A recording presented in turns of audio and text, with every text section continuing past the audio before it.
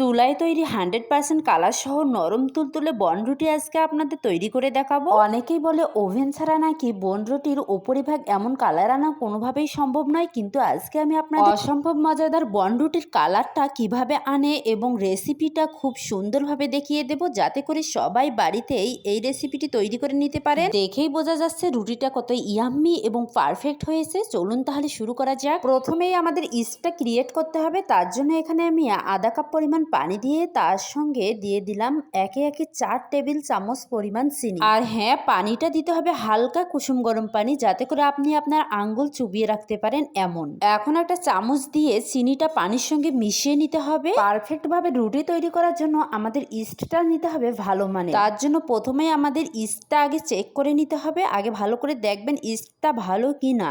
আমি এখানে অর্গানো কোম্পানির একটা ইস্ট নিয়েছিলাম, এর দাম নিয়েছিল 50 টাকা। বাই দ্য ওয়ে, চিনিগুলো গলে যাওয়ার পর আমি এখানে 1 চামচ পরিমাণ দিয়েছি গুঁড়ো দুধ। গুঁড়ো দুধ দিলে এই ইস্টের কিন্তু গন্ধ আসবে না রুটিতে। তারপর আমি 1 চামচ পরিমাণ দিয়ে দিলাম ইস্ট। ইস্ট দেওয়া হয়ে গেলে হালকা করে সামান্য একটু নেড়ে এই ইস্টগুলো আমি ক্রিয়েট করার জন্য ঢেকে রেখে দেবো প্রায় 4 থেকে 5 মিনিট। এর মাঝে দেখা যাবে ইস্টগুলো খুব সুন্দরভাবে ক্রিয়েট হয়ে গেছে। আর এদিকে আমরা অন্য প্রিপারেশনটা করে নেই। অনেকেরই প্রশ্ন থাকে যে আপু 1 চামচ ইস্ট দিয়ে কতগুলো আটা এবং ময়দা ব্যবহার করা যাবে? উত্তর হলো 1 চামচ ইস্ট দিয়ে আপনি 2 কাপ ময়দা অথবা আটা ব্যবহার করতে পারবেন।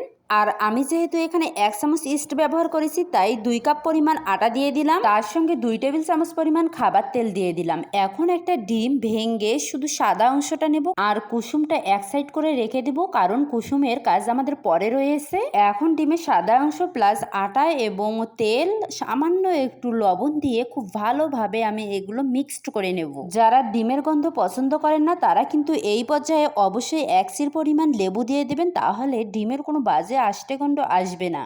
হয়ে গেছে। আটাটা ময়ান করতে করতে দেখেন আমাদের ইস্টটা কিভাবে ক্রিয়েট হয়ে গেছে, কেমন বাবলস তৈরি হয়ে গেছে। আর এটাই হচ্ছে আসল ইস্টের ক্রিয়েশন। এভাবে যদি বাবলস তৈরি হয় তাহলেই বুঝবেন আপনার ইস্ট একদম পারফেক্ট রয়েছে, আর বাবলস তৈরি না হলে বুঝবেন ইস্ট আপনাদের খারাপ রয়েছে, আর এটা দিয়ে বন তৈরি করা একেবারেই অসম্ভব। এখন ইস্টের সঙ্গে সব আটার মিশ্রণগুলো একত্রিত করে এভাবে করে কয়েক মিনিট মানে 4 থেকে 5 মিনিট মথে নিতে হবে। অবশ্যই কিন্তু ভালোভাবে মথে নিতে হবে। হাতের সঙ্গে আটার মিশ্রণটি লেগে আসলে এখানে 2 টেবিল চামচ আরো তেল দিয়ে ভালোভাবে মথে এখন ঢাকনা দিয়ে রেস্টে রেখে দেবেন প্রায় 1 ঘন্টা। দেখেন 1 ঘন্টা পর ফিরে আসছি, মিশ্রণটি ফুলে একেবারেই দ্বিগুণ হয়ে গেছে, মানে দ্বিগুণের বেশি হয়ে গেছে। এখন এই মিশ্রণ থেকে হালকা করে চাপ দিয়ে এরা বাতাসগুলো বের করে দিতে হবে। অবশ্যই কিন্তু ভালোভাবে একটু চাপ দিয়ে বের করে নেবেন, তা না হলে রুটিতে ফুটো ফুটো থেকে যাবে। শুধুমাত্র বাতাসগুলো বের করলেই হবে। আমরা যেহেতু আগেই সবগুলো ভালোভাবে মথে নিয়েছিলাম, আর বেশি মথে নেওয়ার দরকার নেই। এখন আপনারা দেখতেই পারছেন এখানে আমি একটা স্টিলের প্লেট নিয়েছি এবং প্লেটের উপর সামান্য একটু তেল ব্রাশ করে দিয়ে লেখালেখি যে কাগজ রয়েছে না, সেটাই আমি বিছিয়ে দিয়েছি। ব্যাস, এখন সেখান থেকে একটু একটু করে নিয়ে আমি হাতের সাহায্যে সামান্য একটু গোলাকার শেপ দিয়ে বসে দিচ্ছি। এই মিশ্রণটি যত সফট হবে, মানে এরকম সফট হলেই কিন্তু আপনার রুটিটা একদম সফট হবে। আর যদি টাইট হয় তাহলে রুটিটাও কিন্তু শক্ত হয়ে যাবে, তাই অবশ্যই এদিকে খেয়াল রাখবেন। 2 কাপ আটা দিয়ে আমার এখানে 3টা বন রুটি হয়েছে এবং একটা লম্বা সাইজ করে দিয়েছি। তারপর আবার ঢাকনা দিয়ে ঢেকে রেখেছিলাম 5 থেকে 10 মিনিট। এখন সেই সময় এসে গেছে। আমরা যে ডিমের কুসুমটা আলাদা করে রেখেছিলাম, এখন কুসুমটা ভেঙে হালকা করে চামচ দিয়ে রুটির উপর দিয়ে দিচ্ছি, যাতে করে সুন্দর একটা কালার চলে আসে। যেহেতু চুলায় বেক করব, তাই এই স্টেপটি অবশ্যই ফলো করতে হবে। আর যারা তাদের ডিমের কুসুম না দিলেও হবে, কারণ ওভেন ওপর নিচ 2 জায়গাতেই হিট হয়, আর চুলায় কিন্তু শুধু নিচেই হিট হয়। যাই হোক, কুসুমগুলো দেওয়া হয়ে গেলে এখন এই রুটিটা আরো খেতে এবং দেখতে আকর্ষণীয় করার জন্য এখানে দিয়ে দিচ্ছি আমি সাদা তিল।